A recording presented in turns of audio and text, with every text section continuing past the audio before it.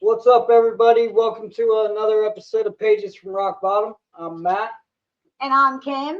And tonight we are joined with Travis. I do want to say that we have a trigger warning. This episode contains discussion of substance use, disorder, homelessness, family impact, and recovery experiences that may emotionally trigger some of our viewers. We're going to be talking about addiction, drugs, probably jail, a lot of things, guys.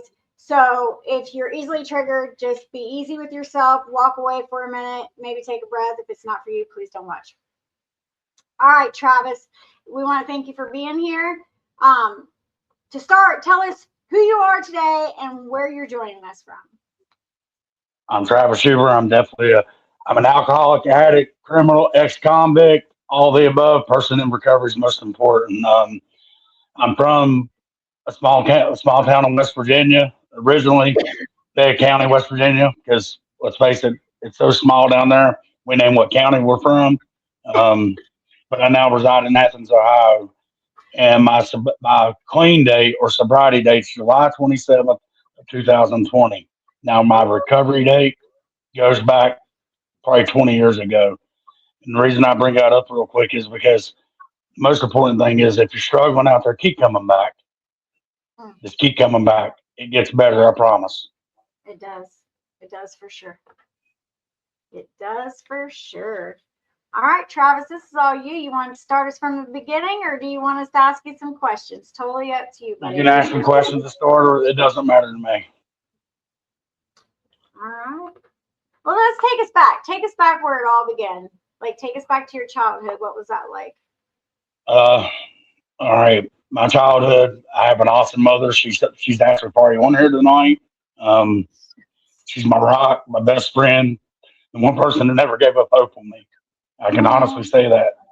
Um, she raised me. I have an older brother. He's probably on there too. He's one of us. There's some prayers out there for Jason H. He knows what he's got to do. He's just got to do it.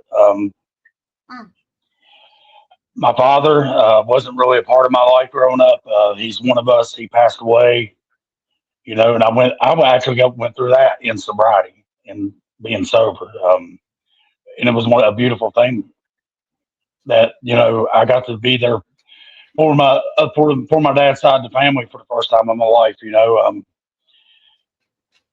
He My dad didn't know how to be a dad when I was growing up. Um, Him and my mom split up. Probably, I don't know. I wasn't even 2 years old yet. My mother, right after I was born, got rheumatic fever and was bedridden. So she ended up going to my other rock in my life, who was no longer with us. I know she's down here. I know she's up somewhere, smiling down, watching me grow and change in this beautiful road we call recovery. My grandmother. She was another person that never gave up hope on me. And if you're new here tonight, guys, there's somebody that's never going to give hope up. I'm one of those people that will never give hope up for the newcomer. I'm just going to go ahead and get rolling. I found my home in 12-step fellowships. Took me a long time to realize that I couldn't just be around it. I had to be involved in it. I had to be involved in my own recovery and participate in my own recovery. And the way I do that today is by helping others. I go to a lot of meetings. I'm not going to say the names of that fellowship, but basically, let's just put it this way: if there's a 12-step fellowship, I belong in it, and I'm grateful for the people that saved a seat for me in those rooms. You know, I have people in my life today that hold me accountable. One of them's my beautiful wife. I just got married this past October to my best friend. She puts up with my craziness, and I put up with her craziness. They always say two sickies don't make a well, but these two sickies are doing pretty well today in life, and that's through working the 12 steps in recovery. It don't matter what 12-step fellowship that is. I'm not going to put a label on it tonight, like I said, just due to this being on public and all that, because I'm not a spokesperson. I'm just proof that recovery does work when you really want it. And how it really worked for me was it took 20-something years of being around recovery. Because, see, I stayed in trouble with the law from an early age. But my first actual euphoric feeling from any kind of substance at all was probably 2 or 3 years old. Whew. My mother found me behind the couch with an empty bottle of Diamond Tap cough syrup beside me. And I was gone. I was overdosed. I was gone. And here's when my disease comes into play. I didn't know this actually happened until later on when I was in a treatment facility in West Virginia. My mother kind of told a little bit of my story. And when she took me to the doctor and all this and got me back through, she was all excited. Hi, Stephanie, love you. um, she was all excited that I was okay and all that. And she asked me, is there anything she can get me? Guess what my answer was? More Diamond Tap. So that's why when people ask me what was my drug of choice, it's more of anything. If it alters the way I felt at that time to make me feel nothing, um, I loved it. So by the time I was 8 or 9, I got a sports hernia and I got introduced to this little thing that comes in this bottle and you shake it, it makes a certain noise and it says Tylox on it.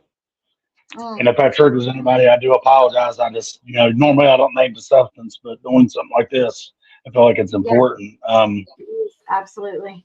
I was introduced to that and it made me feel better. And I think a big reason why I chased things to feel better was because at a early age, some things happened to me in my life. I was molested by family members. That is a big part of my story, and I talk about it openly today because you know what? No, I used to come to things like this and come to recovery events and go to meetings and things like that, and thought nobody hurt like I hurt.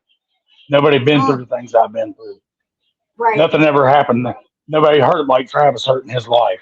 And that's all ego. It's all pride. And and no matter what fellowship you work, if you work the 12 steps, they teach you early on, these steps are pride busting and ego deflating. Well, by the time I actually opened up about that in the meeting, I shared that happened to me. First, it was with my sponsor at the time, Butch B. He's no longer with us. He passed away of cancer. God rest his soul. I know he's up there looking down on me smiling too. He's saving my seat in the room up there in the sky. I know he is. Yes. Several people like that in my life, though. I shared that, and he suggested for me to share it in the meeting, share it in the recovery meeting, and I did. And you know how many people pulled me to the side at the end of that meeting and said, "Me too." And that's what recovery is, guys. There's a lot of me too's in recovery. You might think you know things that nobody been through the pain you've been through, but guess what? Pain's a great motivator, especially in recovery. Now, I'll be honest and go and say I've been through a lot of pain in recovery and stayed sober and clean through it.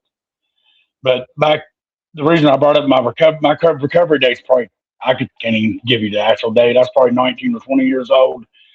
Just released from a beautiful facility called the Norfolk City Jail, which is a DOC time. It's a penitentiary. I did about altogether 23 months in that place due to my disease.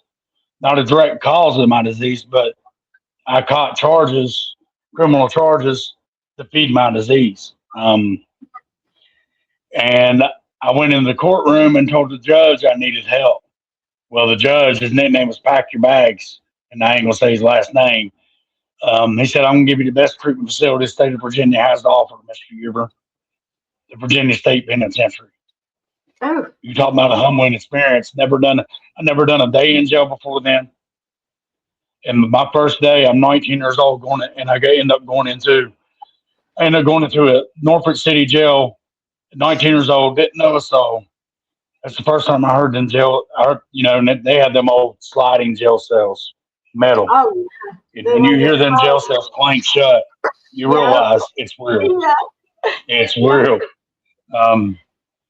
I realized where my disease was taking me, but I still didn't care.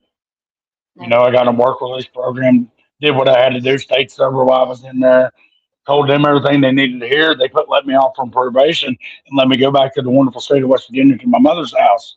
Well, when I was in our work release program, I got released with $10,000 cash. It lasted not even 2 months. Oh. Because my addict brain told me I can buy this for this much, take it to West Virginia and make this amount of money and I'll be set. Well, guess what? A monkey can't sell that. Yeah. a monkey can't sell bananas. So I learned that the hard way that time. But like, and even going back to high school and things, see, I have an older brother, and growing up, that was my best friend. He was my rock. That's my Superman.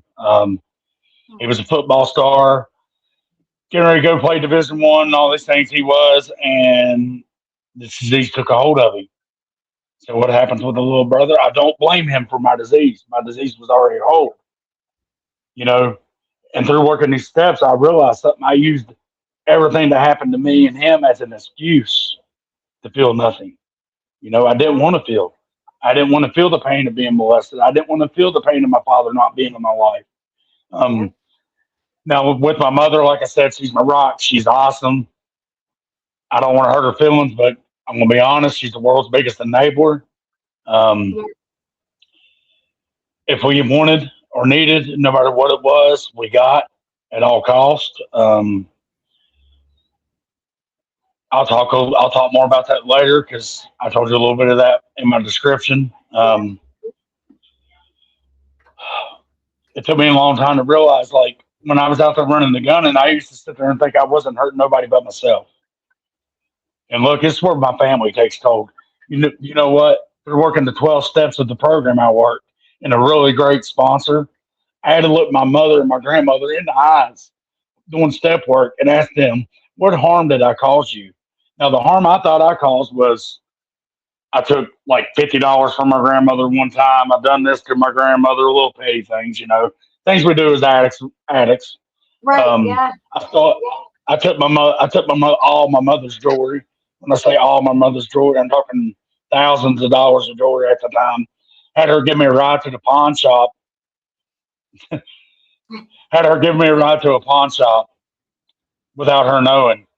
She took me in. I went into the pawn shop with another individual. I pawned all her jewelry, walked out, gave my mother $40, and had her drop me off at a trap house. That's the pain I thought I caused. Well, the real pain I thought I caused, my mom looked at me and said, son, how about the sleepless nights? How about the nights you was in jail? How about the nights I prayed that you get locked up? So I know you was okay. It got to a point where my family they didn't want me around, you know, and that's where, you know, that magical F word you hear in recovery all the time comes in the word, not the one that most people are thinking of, fear. Fear. My family was afraid to be around their own son. My mother was afraid to be around her own son. My grandmother's, she was scared to death of me.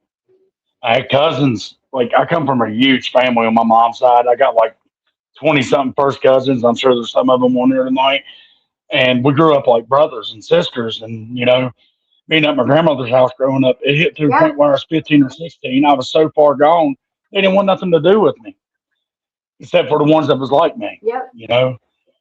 And for the longest time, I also feel like I used to fit in, you know.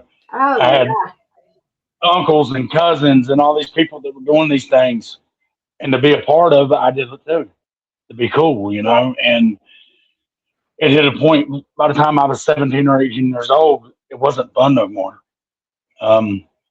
Shortly after I moved in, I reached out to my father and I moved in with him.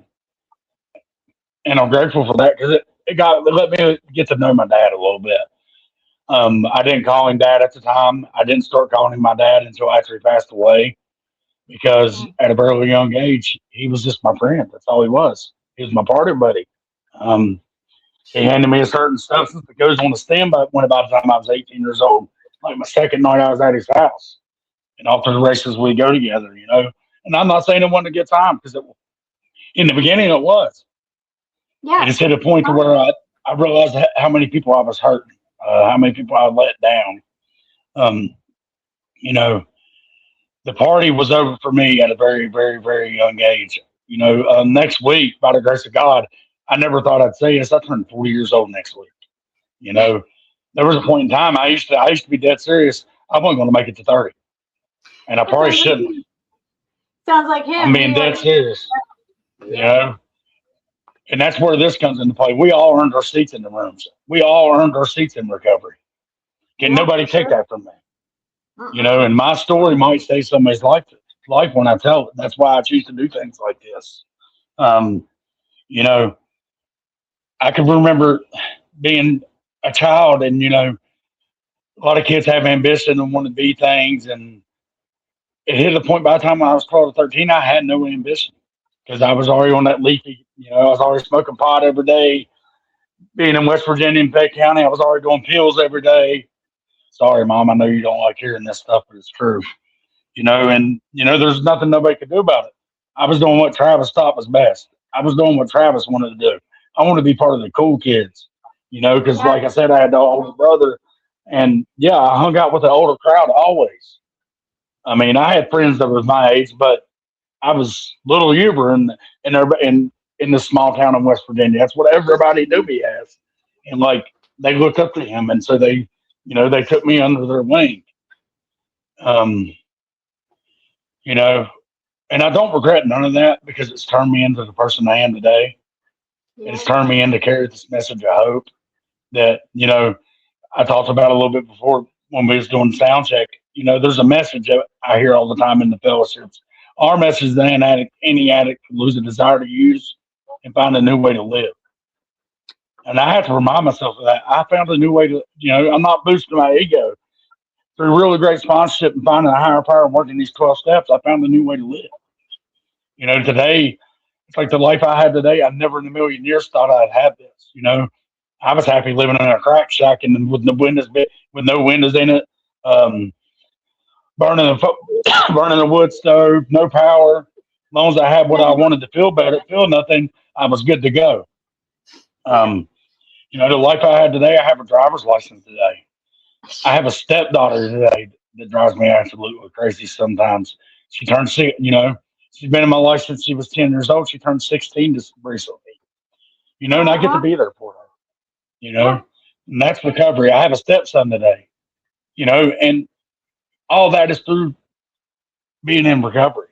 It ain't what I thought was best in my life. Because if it was still what I thought was best, I wouldn't be here. Um, I can remember my mom by the time I was like maybe 21 asking me if I wanted to be buried or cremated. Oh That's yeah. something that's something a mother should never have to ask her son ever. Um, No. Parents always think that they should and I, outlive their kids. I mean, and it talks about in the literature how we did what we had to do at all costs. We lived to use and used to Mm. live. Yeah. I mean, that's a true statement for me. I got a scar right here on my arm from being kicked out of a treatment facility because I relapsed in a treatment facility, and later that night I got stabbed. You think that stopped me? No. Mm. Had I abscess on my arm, did that stop me? I can remember there was a point in time I was staying with my brother on the streets. I had abscess on my neck, on my arm, and I would still do what I had to do to feel better every day. Mm. I couldn't even lift my arms up, Yeah. you know, at all costs. Um, but the beautiful thing about that is there is a solution to all this. There is a solution to the way I was living, you know. And yes, I've been to a lot of detox facilities, a lot of treatment facilities, and I'm not against treatment and detox. Yes, you do need that. But you know what? What really worked for me was freely given to me. How amazing is that? What what really, really works, the actual solution is freely given. Mm. And for me, that was 12 steps. I'm not going to say the name of the fellowships, like I said, but it was 12 simple steps. It's simple directions laid out in a beautiful book, in beautiful literature books that somebody with some experience on that showed me, And when I came up to Athens, Ohio, like, look, guys, I've been in, I don't know how many treatment facilities in the state of West Virginia. I do good Yeah. for a little while, wouldn't work. Um, Finally, we get on I got kicked out of the treatment facility for getting stabbed. And that's probably like the 10th time in West Virginia I was in a treatment facility. I was on the streets for a little while because, like I said, my mother didn't want me around. I made a phone call to her one day, and I'll never ever forget this. It's a big reason why I'm still here sober today. I called her and I'm going to get brutally honest. I had a scheme to get money from her. It wasn't really what I called her for, what I told her I needed, which was some clothes and a place to shower and all this. And she's not dumb. She knew what it was for. She told Yeah. me to meet her at a certain place in Oak Hill, West Virginia, in Fayette County, where we're from. And I was standing outside this post office in the rain, waiting on her to come. She pulls up, don't even slow down, rolls the window down, and takes this book bag and throws it and says, "I love you, son." And we made eye contact that day. And I seen something, and I noticed something for the first time in my life that I never noticed in my mother's eyes. And it was fear, hurt, pain, um, disgust. She was disgusted of it. I know she Yeah. loved me, but I didn't know how to show her love back at all. I didn't know what love was. Then a few minutes later, I pick up that book bag and I'm crying. And a friend of mine and my brother's, he went to school with my brother, and he's a real advocate for recovery in West Virginia. I'm not going to say his name, but he pulls up and asked me if I wanted to get help. If that ain't God working in my life that day, I don't know what is. Like it wasn't planned. He just pulls up, and I told him, "Yeah, take me." I ended up going to a hospital. Are we good? Uh-uh.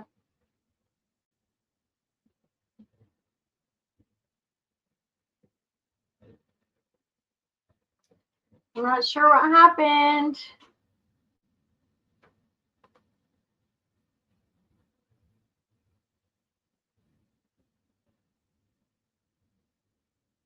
It's him, isn't it? Well, something clicked while I was in there because I seen another friend of mine that I hadn't seen in years. He come in and told his story just like I'm doing tonight, and Yeah. his story was my story. And he found his home in the patrol ship.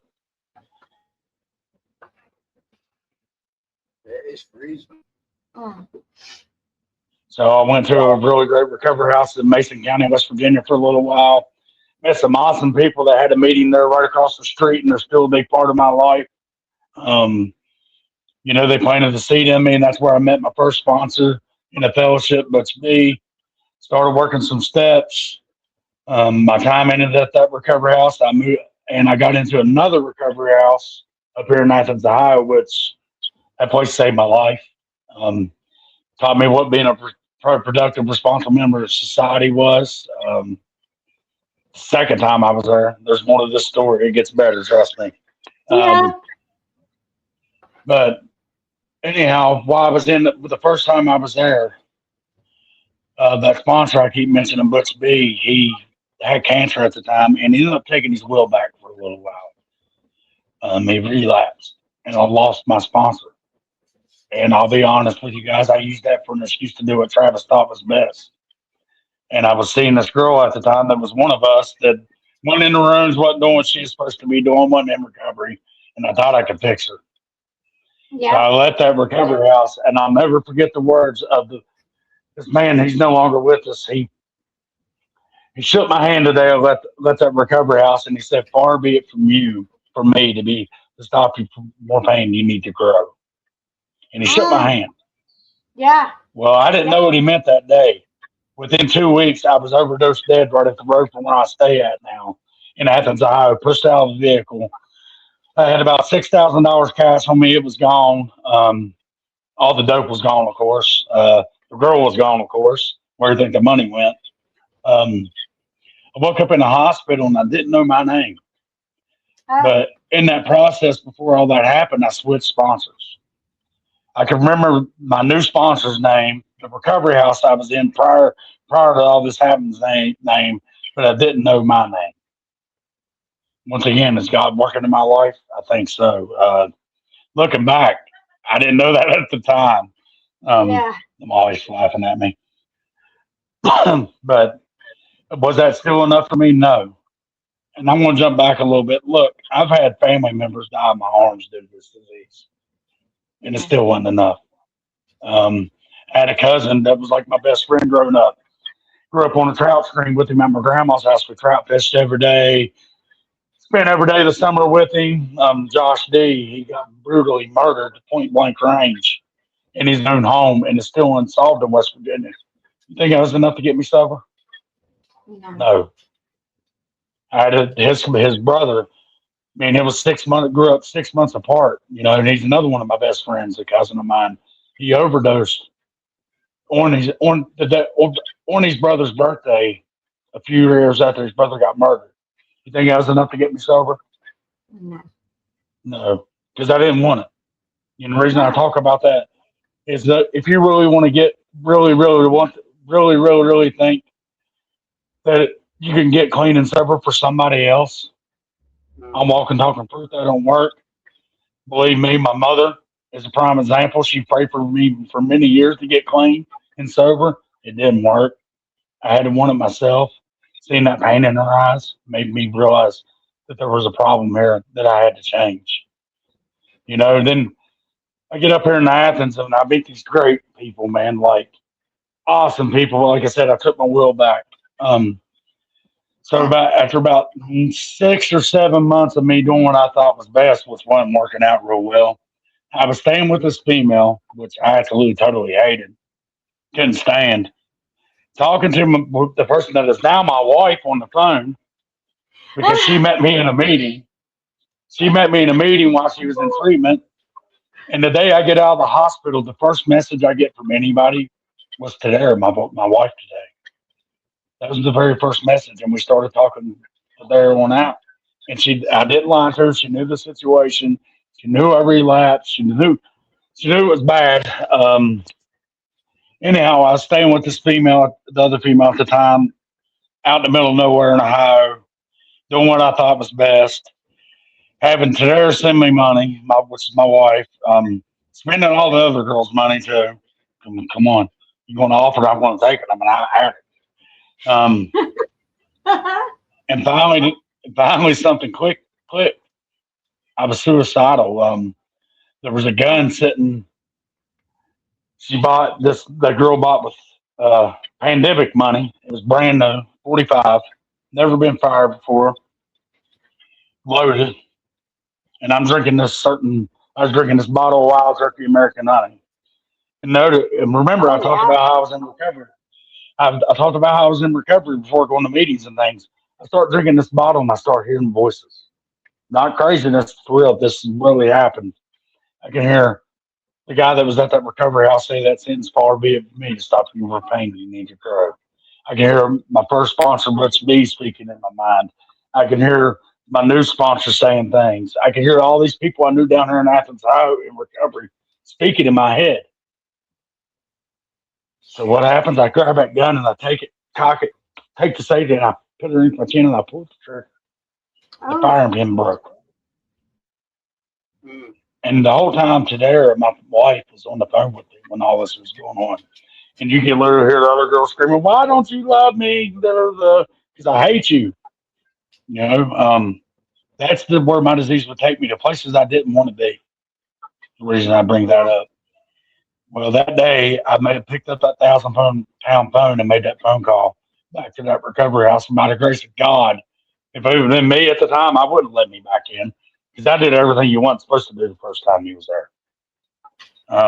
They let me come back, and that same man was running it. And he asked me when I walked in for my interview,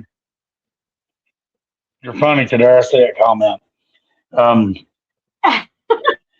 He asked me what was going to be different this time. And I looked, and for the first time, I could look somebody dead in the eyes and say everything. And the reason I bring that up, for recovery to work for me, I had to change everything about, not really about myself. I had to let my higher power do the work. I didn't know what that was at the time. I didn't know if it was God or what. I just knew my way wasn't working. And I tell people all the time down there, Travis Anonymous does not work. But whatever fellowship you choose, Anonymous does, and there's a reason it does. Because if I'm left up, like I was telling you guys before, if I'm left up to my best thinking, it's a wrap. It's going to be a train wreck some way, shape, or form. May not drink or use, but it's going to be just as bad. It's going to be chaos and insanity. Because it took me a long time to realize that. I'm addicted to chaos. I'm addicted to insanity. You know, And no matter what fellowship word, the second step says, restore us back to sanity. Well, my sponsor had me ask me what does that mean to me? And I said, here's the insane part of my disease. I knew what the results was going to be every day, and I would still do it. Every day I knew that I would hurt somebody to get what I wanted at all costs, probably maybe even end up in prison over it and still go do it. You Yeah, know, don't care. and if Don't I care. and if I would have got what I deserved in life, I wouldn't be here. If I'd have got what I really thought I deserved in life, I wouldn't be here. If I'd have got caught for the things I got away with in my life, I wouldn't be here. I won't go into details on what. That's just part of the facts for me. You know, it took me a long time to realize that, like, everybody in recovery has pretty much got kind of the same story. You might think you're unique and different, but guess what? We're not. Took me a long time to realize that I'm not God. I can't control things. You know, it took me years to realize that. Even this time around, like I try, like I've got to bring up my stepdaughter. It's a big part of my recovery. She is one of us. You know, pretty much. Come on, her dad's one of us, which he's in recovery also. Her stepfather, thank God, she's never seen me use, and her mother, you know, she's one of us. So guess what? She's kind of doomed with the traits because this is a family disease, and I am a firm believer that, like, does it skip generations? Who knows? But birds of a feather flock together type deal. You know, it is a family disease. Yes. If the mom and dad are using, the child has a high risk of being one of us. Well, she Absolutely. has this disease without having this disease. She don't want to go to school. She don't want to do this. You know, she wants to sample in some things. She's 16. I can't control that. All I can do is show her what recovery can do for somebody, and and show her unconditional love, like the rooms have showed me. Show her what tolerance is, patience is, you know, humility, honesty. You know, I sat down with her and got real honest one day. She knows my story, and I'm gonna read a page out of a book. She knows what book that's out of. She knows what page number it is. She knows that's my favorite quote in any literature that's recovery related. You know, and that's due to the fact I had to change everything about myself. You know, I can't run the show. I can't run my wife's life, my life, her life. You know, there's only one thing that does, and that's a higher power. And that's whatever you choose to call it. If you call it Jesus Christ, more power to you. Mine's a God I never understand. You know, I try not to look for that tangible evidence today because I actually struggle with that. Because back to my family, I had a cousin that's passed away a few years back while I first got sober. Look, his dad's a preacher. His mom goes to church every Sunday. He had a kidney disease and he passed away and it hurt. And I was asked why? Why him? You know, the whole time I was using before I get sober, why him and not me? I'm the one doing things wrong. You know, that's not part of my higher powers plan. Part of my powers plan today is me to get on things like this and share a message of hope and the promise of freedom of that. The promise of freedom of sitting in my mom's bed, sitting in my mom's house in a bedroom with a loaded utensil, shoving it in my arm against my will every day, Yeah. every day. Pray, you know, and one of the most, you know, and it's a beautiful thing what recovery can do. Look, I've come home from work one day and my stepdaughter's bawling on the couch, bawling. My mom just commented this to make me think of it. I might have been in her life for like a year at the time. And I asked her what was wrong, and her dad was struggling at the time. That little girl got on her hands and knees, and we prayed together for her dad. That's recovery.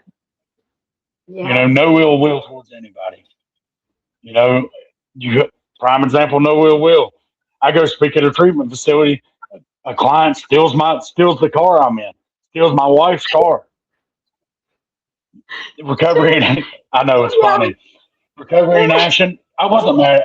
Did I get mad at first? Yes, but the first thing I did is I humbly hit my knees and I prayed. I sit there and I prayed for that gentleman to make it to where he was going safely and that he didn't wreck and kill somebody on the way there. That's recovery. Because the old me would pray that son of a bitch burn alive but die in hell. Yeah, for sure. Part of my language. And It's okay. another good friend of mine, Brian D. What's up, Brian? I love you, brother. He's a big part of my recovery too. He just commented of a member of a man that I'm forever internally grateful for that's no longer with us, Mike Milliken. I'll say his name. When I first come back to the Clem House this time, which by the way, the John W. Clem House in Athens, Ohio, I wasn't going to mention it, but that place saved my life. And individuals like Mike Milliken that came and got me every day and took me to a meeting. If we didn't go to a meeting, we hung out every day. We started meetings in Athens, Ohio together. He's no longer with us. He passed away of cancer. He won the battle. He died sober and clean. And you know, one of the most beautiful things I got to do was I got to lay that a certain coin on it in his hands in his casket and spin any coin because he won the battle. Yeah, for sure. If it wasn't for people like that, they actually believed in me and seen something in me that I didn't see myself. Because, like I said, I didn't know how to love. I didn't know what love was. Recovery will love you people in recovery will love you until you learn how to love yourself. I promise you that. I guarantee it. True. So true. And it took me a long time to realize that recovery is like a refrigerator. For it to work, you can't just go every once in a while. You can't just do it when you want to. You got to stay plugged in. It's like a refrigerator. You unplug it, you go unplug your refrigerator for a little while. What's going to happen? The food's going to spoil, right? Everything's going to melt. So for this to work for me, I got to stay plugged into my own recovery. I got to talk to people. I got to talk to people in recovery every day. You know, for me, that solution is meetings. Meetings aren't for everybody. But mine was a 12-step fellowship. Starting meetings, going to meetings, helping others. You know, and I used to go to meetings and see those steps on the wall. You know, step 1, admit I'm powerless, my life's unmanageable. Yeah, I can do that. Step 2, asking God to restore me to sanity. Yeah, whatever. Step 3, turn my will and my life over to God. Come on now. Then step 4. Yeah. Yeah. Step 4, made a fearless, you know. Yeah. Step 4, you got to do this inventory. No, I'm not doing that. Step 5, I got to admit everything I've done to somebody. No, I definitely ain't doing that. You know, in 6 and 7, the character defects and all that. But the most beautiful thing that happened to me in recovery was when I finally turned my will and my life over, done a 3rd step prayer with another man, turned my life over to God, over to a care of God as you understand Him. Like I said, mine's something I'll never understand. Never, ever, ever. I try not to look for it. And I did this list of all these things I thought, the resentment list of all the people that done me wrong. Well, there's a 2-letter word in resentment. Me. I played a part in 99.9% of my resentments. Prime example, state of Virginia, state of West Virginia, law enforcement. If I wouldn't have been breaking the law, I wouldn't have a resentment towards them. You know, if I wouldn't have been out there stealing and everything else, doing what I had to do to feel better, I wouldn't have never went to jail. I would have never got beat by guards and all these crazy things that was on my resentment list. But the funny thing about that is when I did that list, the first thing on that list was God. Underneath me, of course, I was first because I didn't get this right the first time. My sponsor, I still have him as a sponsor today. He looked me dead in the face when I went over this list with him. He said, "So you're better than God?" And that hit me like a ton of bricks. And, you know, for this to really work for me, I had to put my higher power first, recovery, family, you know, nothing goes above my higher power. Because without recovery and a higher power, I wouldn't have nothing in life today. It took me a long time. Like I said, if I think any otherwise, that's me working Travis Anonymous. I will say that fellowship don't work. You know, the first, and you go to the rooms, you see them traditions on the wall. Thank God for that first tradition, because you heard me talking about it. The people that put me under their wing, you know, our common welfare comes first.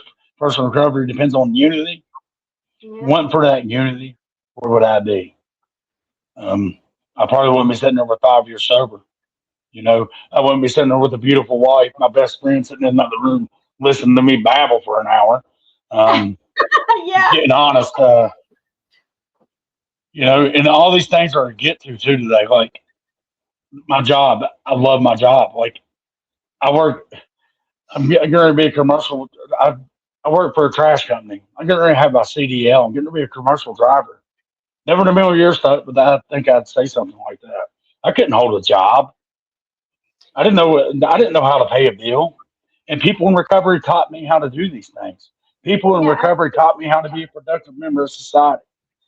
You know, people in recovery helped me get me and my wife, our first vehicle when we finally got a 1 bedroom apartment in Athens, Ohio. And I left that recovery house for the second time. And I took suggestions for the first time in my life from people in recovery. You know, it took me a long time to realize these things. I still today cannot do what Travis thinks is best for Travis. I got to run things by people. You know, I'm forever grateful for the job I had when I first came to Athens, Ohio. I flipped burgers at McDonald's for 3.5 years. I started as a real person and become a manager. I got to Yeah. count money in a safe. And if you knew my background, that shouldn't happen. Yeah. They trusted me to count money and lock a store up every night, 5 nights a Yeah. week. And that's due to recovery. Has to be trusted in You know, yeah, honor Yeah. God. A convict like me counting money in the safe every night, thousands of dollars sometimes. And they trusted me to do this, gave me keys to the store. Yeah. When that first happened, it baffled me. But this disease is kind of baffling, powerful, but so is our higher power. You know, the things going on that happen in my life today, I don't put a question mark where it's putting a period. Like this job I have today, it fell into my lap. We ended up we bought it, the house we live in today, we bought. And the lady that helped us get the house, the lady that runs the place, her husband works for that company and said, put your application in here. You know, that's how things work in life. I don't seek today, as much. The only thing I seek for is to help others, and getting on here. I know I probably babbled a lot, but look, if you know me, you know me. And if you know my past, I'm proof that this works. I'm not saying that out of ego. I'm not saying that I'm God. Oh, no. This really does work. You just got to want it. You know, and I know you guys probably want to ask some questions and things. So I'm getting ready to wrap up. But this right here is something I read almost every day. This is that page in a book that I was telling you my stepdaughter knows. And Yeah. believe me, she tells me to read it a lot because it starts with this: acceptance is the answer to all my problems today. When I am disturbed, it is because I find some person, place, thing, or situation, some fact of my life unacceptable to me. And I can find no serenity until I accept that person, place, thing, or situation as being exactly the way it's supposed to be at that moment. Nothing, absolutely nothing, happens in God's world by mistake. Until I can accept my alcoholism or addiction, whatever it may be, I'll add that in there. I could not stay clean or sober. Unless I accept life completely on life terms, I cannot be happy. I need to concentrate not so much on what needs to be changed in the world as in what needs to be changed in me and in my attitudes. Oh, You guys heard me talk about that. I had to yes. change everything about me. Hey, is that page 101? No, it's 417 in a certain book. I'll let you know after all this.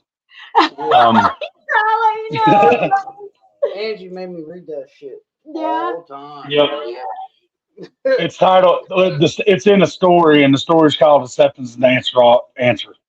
And here's the thing: I have to remind myself I have to practice acceptance, but really, what I have to practice, I love the title you put on this tonight: surrender. Mhm. Because if I'm not accepting something, then am I surrendering to anything? I'm not. I have to surrender to the fact that my way of thinking didn't work. I have to surrender to think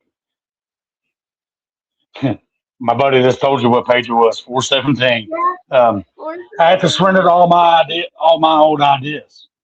My way of thinking was screwed up from the word get go. Before my disease even took place, I'm a firm believer in that. Um, but now, if I surrender, what am I doing? I'm turning things over, right, to a power greater than myself. And sometimes that power greater than ourselves is a fellowship. It's a 12-step meeting. Sometimes it's me humbly hitting my knees every morning. It's like before this started. If you noticed, I shut my eyes for a few seconds. And this is something I was taught to do. I prayed, and what did I do? I prayed with intent, and it wasn't intent for me. It was a prayer for me to get out of the way and let my higher power do the talking tonight. Because if I do the talking, it's hard to tell what I'd say. It'd probably be a big mess. It's okay. When my higher power does the talking, when I ask for my higher power to be a vessel to my higher power, my life's a whole lot better and my message is a whole lot clearer. You know, I'll never forget the people that impacted my life in recovery. That guy right there, Brian Darst, big impact. It's spiritual progress, not spiritual perfection.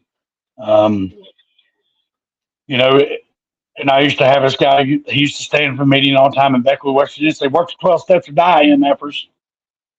Oh, And you know what? He was right. I didn't listen at the time. And once I got into this program and actually surrendered and started living by these spiritual principles that are in these fellowships, that's what all recovery is, guys. Plain and simple is you find a higher power and you let it work in your life. Um, today, like I said, there's all different walks to recovery, whether it's 12-step fellowship, whether it's church, but it all comes back to one thing. That's finding a higher power. Um, I didn't really talk a whole lot about my past because we all know how to drink and use. We all know how to do that. oh yeah. I mean, otherwise we wouldn't be on here. Yeah. What I didn't know how to do was live. What I didn't know how to do was stay clean. What I didn't know how to do was be a productive member of society. What I didn't know how to do was get out of my own damn way. I still think I'm a worthless piece of crap every day. There's days where I feel that way. But you know what? Through the 12 steps and things, I realize I'm not. By doing a 10-step inventory every night, there's assets to my inventory. How was I an asset today? I get to get up and go to work every day. I get to be a stepfather today. I get to be a son today for the first time in years. The past 5 years have been an awesome ride, guys. I get to be a son to my mother. I get to call my mother and she don't say, "What do you want?" if she answers the phone. Now she answers the phone and says, "I love you, son." And I tell her I love her back and she knows I mean it. I get to be a little brother to my big brother today. And I get to lead by example today for countless people. I get to show people that recovery is possible. It's a get to. And there's people that get miserable in recovery. I'm one of those people. I got complacent in it. And I got to realize something, a gratitude list. I do it all the time in my head. I don't always do it pen to paper. I'll write down, if I'm having a bad day, I'll write down I'll do in my head, what am I ungrateful for? And I'll start naming the things. Then I'll stop and I'll write, what am I grateful for? And I guarantee you, if you're really in recovery, you do that what you're grateful for is going to usually outweigh what you're ungrateful for. And it took me a long time to realize that. I didn't want to admit that I can't run the show, that I can't do what Travis thinks is best. So I have to practice that acceptance. And I get to be a stepson today to a man that never gave up hope. My mom's boyfriend, Roy Booth. You don't know how many times that man took me to detoxes and wherever. He's took me to them before and they wouldn't take me because I didn't have nothing in my system. Yeah. They denied me, Yep. But you know what? He never gave up hope. I had these people in my family and my life that never gave up hope for me. And you know how I pay that back? I stay clean and sober today. I do things like this. It took me a long time to realize that I have some self-worth. What it is, where it came from, is through me going to fellowships and 12 steps. It's plain and simple. My sponsor had me pray in a mirror every morning. to turn my life over. And if you're new here tonight, Yeah. look, I'm going to give you guys a little assignment I got given. It was in a treatment facility, and I still use it with people today. When you wake up in the morning, write down the 10 first things you think about yourself. Then go look in the mirror and say those things. Then look at that paper and see if you would say that to in another person, eye to eye, to another person. That's how you thought about them. That's recovery. When you realize that, not everybody's a piece of shit. Not everybody, not everybody's always going to be a dope addict. Not everybody is going to be a low life junkie. You know, Yeah. I literally came from the streets. Like, I lived on the streets. I'm talking, I dove in dumpsters. I did what I had to do to survive. When at a time when I stayed with my father, I can remember I was literally staying in a ditch across from my aunt's house on Thanksgiving Day. And I watched my family have Thanksgiving dinner, and I couldn't be there because I couldn't stop using. And I'm eternally grateful for that today. And to bring all that forward, a few years ago, I got to take my stepchildren to the beach for the first time down in Norfolk, Virginia, where my aunt stays. She let me stay in her home. Oh, Went from yeah. a person that she didn't want to see, didn't want her around. She let me stay in her home with her. That's recovery. Yeah. Um, I get to pay things forward today by helping others, to show people there is a way out. And the way out's however you may choose. But the bottom line is you got to find the higher power and let it work in your life and not do what you think's best. Can't do things the way we think they're going to do it. I ain't going to single out who I'm talking to there, but if he's on there, he probably knows. Um, we can't do things the way we want, the way we think they ought to be done. Yeah. Because if we do, it probably ain't going to work. I'm going to end with that, guys. Thank you for letting me do this. If you guys You're got any questions, welcome. I'm going to be able to answer. Oh, you're welcome. So, I want to go back to the surrender. What role did surrender play in your recovery through sponsorship, steps, and service work? Everything. Because in early sobriety, I thought I knew everything. I wish my sponsor was on here to verify that. Like, where Yeah. I've been around the rooms for so long, like, I could quote the book inside and out. Don't matter what book it was, what fellowship it was, but I wouldn't live it. That's the surrender aspect for me. I can come in here and talk the talk, but am I walking the walk outside? You know, Yeah. I got a friend that says, "What if you're the only person? What if you're the only recovery book or 12-step fellowship book that person sees today?" I wasn't that person for a long time. Today, Yeah. I try to be, and I'm sure I fail miserably at it from time to time. We all do, because it's progress, not perfection. Nobody's perfect. Yeah. The surrender aspect for me is I've got to surrender to the fact that, like I said, I can't control other people's lives, my life. Because if I control my life, it wouldn't be no good. That's the surrender aspect, you know. And I love the title you put on this, surrender from the streets to surrender. That's what it took, was surrender. Yeah. I had to, and a lot of, I don't know if females feel the same way, but for guys, pride, ego, waving that white flag's a hard thing to do. I mean, I see him like shaking his head. Yeah, he gets one. A guy's not taught to, you guys see me tearing up. Guess what? Real men cry.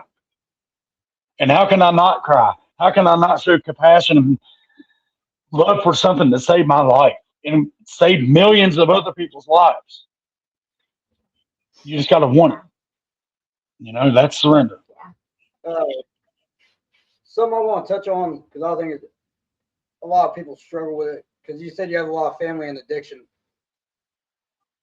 How important and how hard was it for you to set those boundaries with family members? I had my brother called. He's one of us. Like I said, he's been around the rooms in and out. He called one Christmas. My mom was coming up to my apartment we got to host Christmas for the very first time. My brother was still using at the time. I had to tell my brother, no, you can't come. And it wasn't because I didn't want him there. It was because of the fact that I had 2 kids to worry about. I knew that he wasn't not going to be able to use. I've been that person. A lot of times I had to let my feet do the talking and love from a distance. and it's hard. I mean, but honestly, today I can go. I got family members that drink. I got family members that but they're my family and I love them. But do I go around them and hang out for long periods of time? No. But they know I love them. You can't.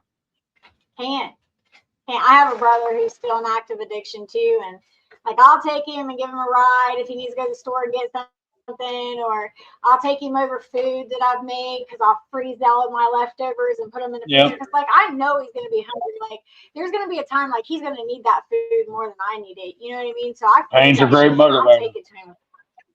Yep. Yeah. And you got to remind yourself of this too. Yeah. Pain's a great motivator. Everybody's rock bottom is different. Yep. My rock bottom had a basement door several times. Yeah. I can't tell you how many white key tags and surrender coins I picked up over years. But when I finally truly surrendered and got a sponsor and realized I couldn't do things out my way, it's worth this time. How has recovery changed the way you show up for your family today? How does it change? Tenfold.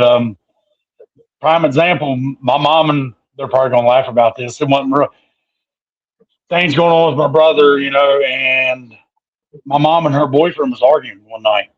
Okay. And they're both messaging me on the phone. I get to be the mediator in this. That's recovery. I'm not involved in the chaos. I'm actually calming both of them down, And like I said, I get to tell my family, I love you guys. I get to tell my stepfather, Roy, I love you. And he knows I mean it. He knows I don't want nothing from him. My mother knows when I call her, I don't need nothing. That's if you only knew that right there is the greatest payback recovery's ever given me, is I got to tell my mom I love her and she knows I mean it. I'm a mama's boy. I got sorry mama tattooed on my arm way before recovery, and that's just I'm a mama's boy. I always will be. So and this does work, guys. It does. It definitely does. What does being a productive member of society mean to you now? A productive member of society today, I pay bills. I get to go to work every day. I get to vote if I want to. Things like that. I mean, for real. I mean, I didn't know how to do that. I didn't know that was part of being a productive member of society. Yeah. Being a productive member of society means I get to suit up and show up, and I'm accountable to that.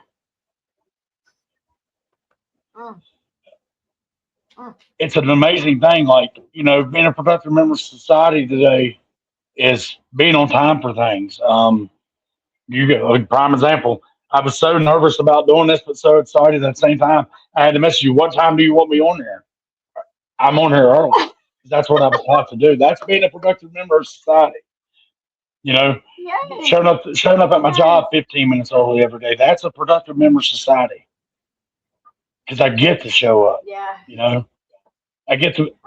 They depend. I have people. Being a productive member of society. Prime example. My job depends on me every day.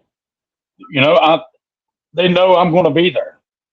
If somebody calls me and I say I'm going to be there, I'm going to be there. Having some integrity. That was a big thing that was taught to me in recovery too. That magic word, integrity. And that integrity to me is doing the right thing. It's doing the right thing when nobody's looking, and saying, "Hey, I'll be there. I'm going to be there." And it took me a long time to realize that's what it was for me today. Go ahead.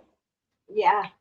Something else I really want to hit on, because to me it's fucking everything. You talked about it earlier when it comes to being a man, the ego, the pride. What was it like for you when you accepted you had to be vulnerable to grow? Oh. Sure. Honestly, look, like I said, I worked a 12-step fellowship, and we did this 3rd-step prayer, me and my sponsor. I got on my knees with another man, and we did this prayer, right? And we get done with the prayer. I look up, and we're both crying. I can't say it was happy tears, sad tears. You know, the tears I cry today aren't tears of pain very often. It's tears of love and joy. Like when my father passed away, prime example, my grandmother passed away. I cried and I had to look at it like this. Yes, it hurt, but the tears I cried was tears of love. You know, that's that pride and ego getting out of the way. You know, real men do cry, believe it or not. I got a nickname up here in the room, Tearful Travis. Because, like I said, I'm compassionate, but I show passion for what saved my life. You know, Yeah. you come to a meeting in Athens, Ohio, and you see me, I'm probably going to cry. You know, Hell yeah. Nothing wrong with that, though. There's nothing wrong with that. and the pride and ego thing, man, it's like this too. Like, it goes back to surrender. Once you surrender, that pride and ego, it lessens. And it's hard to give up our old ideas. It's hard for, I don't know if it's just for men. I know for me as a man, it was hard to admit that I couldn't control things. You know, a man's, you know, I'm from Southern West Virginia where a man provides, a man does this, a man does that, a man don't show emotions. Well, by surrendering, a man shows emotions. A man that still provides, you know, but like mine and my wife's home's 50-50.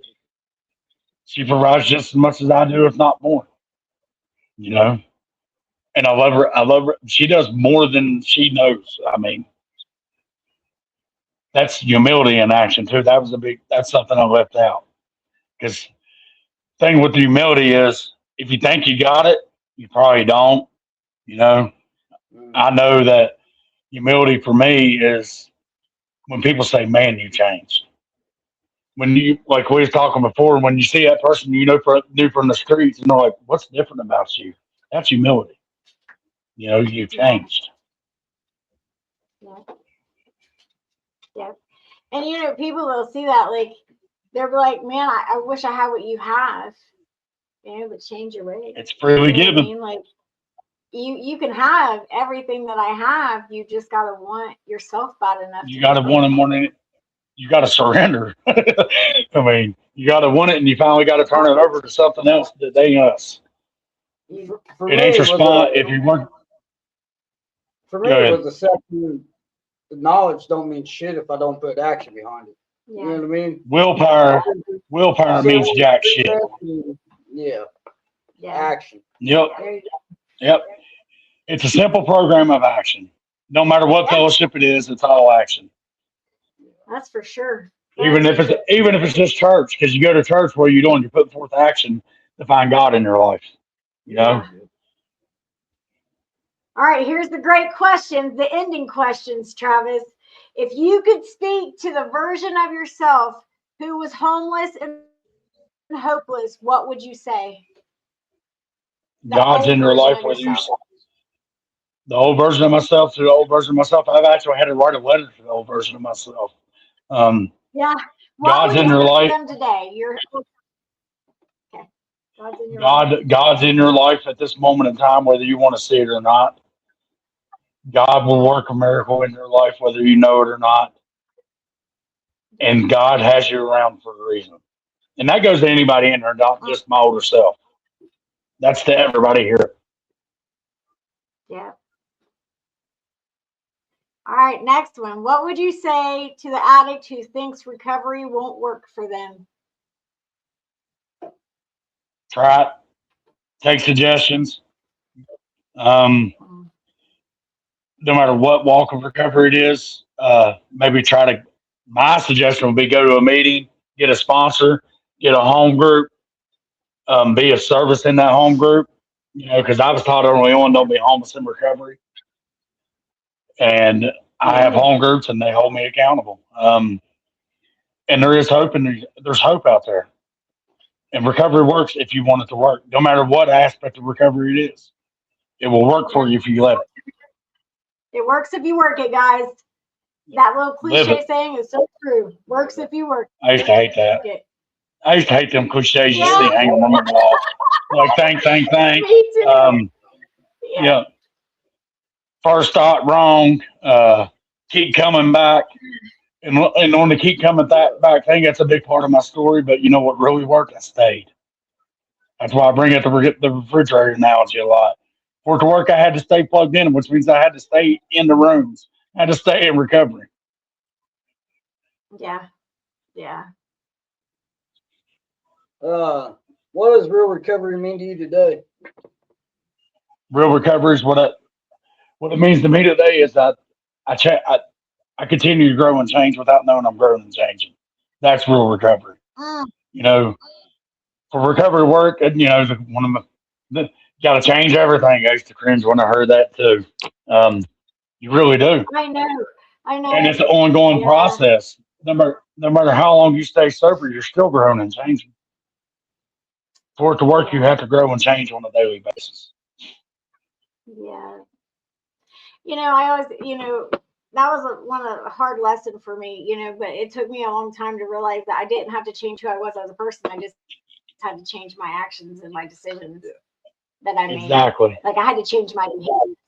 You know what I mean? Like I could still be the same Mhm. goofy person that I've always been, but I could just, I just didn't have to go out and still to get high to be happy. You know what I mean? Like That's right.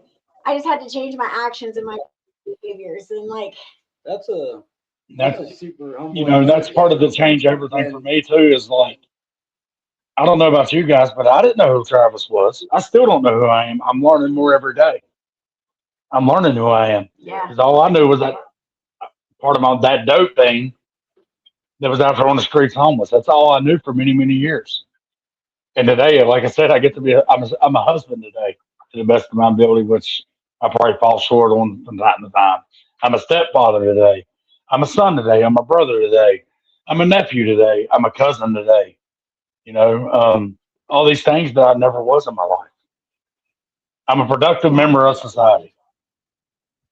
There you go. And you know what? So far, we have all made it, and anybody out there still struggling can make it. Like we are That's right. living proof of that. I've got going on 8 years. He's 7, going on 7. Right behind me, and you got 5. Like we are all these years wrapped up into one, and we are living proof that recovery is more than possible. And my More wife don't know than this yet, but since possible. I've done this, I'm going to talk. She's got to do it too now, and she's got set. How many years to there? 6. Well, She's I got mean, 6 years. you can tell her you know how to get a hold of me. Yep. Yeah. Yes. Well, Well, thank you thank you, guys for letting Travis. me We do really this. appreciate you. You Because absolutely. And if you, awesome, man. We one of the appreciate biggest you. things I was taught in yes, recovery, you can only keep what you have by giving it away. thank you. Yes. And and that's one of the main reasons why I wanted to do this. Um, I want to help people, and I know that this helps people, and I know that your story has helped somebody today. Yeah, I mean, did you see all your comments and all your family members and Hmm. friends and all that? Like you had so many people here supporting you, and that is just Those are absolutely people. amazing, and we Those are appreciate people that you answer that. sharing with us. That goes back to that hope word right there. Those are people that showed me that they do love it. They do love me. I have Yeah, people that love and care about me. yeah. People that have hope in me. Just Did you just see to there? She's just I a mean, she's recruiter. the one that recruited me and all these other people from Athens getting ready to do it. So guess what? Yeah, We're all that's going to gang right. up on her. She just don't know it. She's doing it. Yeah, yeah. Oh, well, thank you, Travis, for trusting us and sharing your story with us, and we really, No really problem, appreciate guys. you. Anytime. We will make a shirt in the honor of your episode, and we will post it on the page. So, yeah. What's your favorite color, man? Okay. what's My your favorite favorite color, color, Travis? Yeah. gold and Yes. blue. Got to be 2 of them, though. Okay. Okay. All right, Travis. Thank you. We appreciate you. And everybody, don't forget to join us Wednesday with Lynn Miner. Well, she's on from 7 to 8:30 on Wednesday. Don't forget to go like and follow our page if you guys are not following us already. Give me 3 more, get to 500. Yes, we're growing. Yeah. Share our page out, Awesome. guys.